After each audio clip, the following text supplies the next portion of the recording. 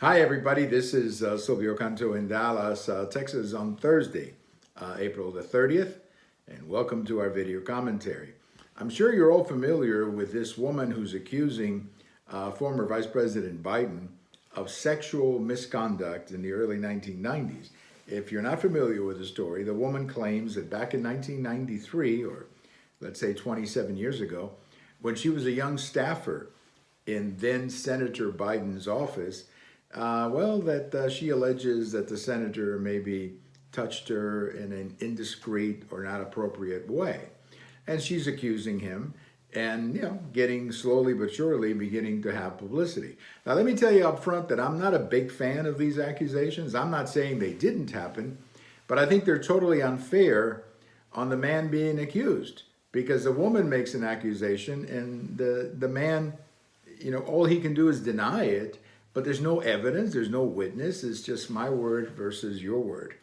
So normally I don't take these kinds of events seriously, or at least I don't think they're appropriate. But this is the world that the Democrats created. They did it to Kavanaugh when they went back 36 years before to an accusation when he was 17. And of course they did it to Roy Moore in Alabama, who I did not like. I didn't like Roy Moore.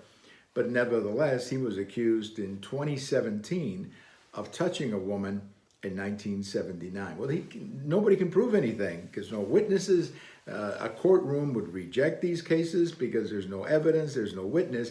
But they get into the public arena, the political arena, and they can do a lot of damage to a man, as was the case with Roy Moore, or they can do a lot of harm to a family, as was the case of Judge Kavanaugh. So I don't know what's going to happen with this case. I think it's coming at a very bad time for the former vice president because he's going to eventually have to address these accusations. And I think what you're seeing, though, perhaps the biggest damage of all is to Democrat women and to some members of the news media who were quickly to jump on the Kavanaugh accusations, but have really taken their time on how to deal with this particular one. And I think eventually it's going to come out, and whether he did it or didn't do it, I suppose is probably going to depend a lot on your opinion of Joe Biden.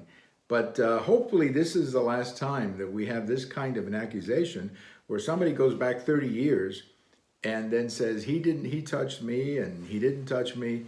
And it frankly takes up a lot of our time when we should be talking about far more important things, believe me, than something that happened 27 years ago or 36 years ago or 38 years ago.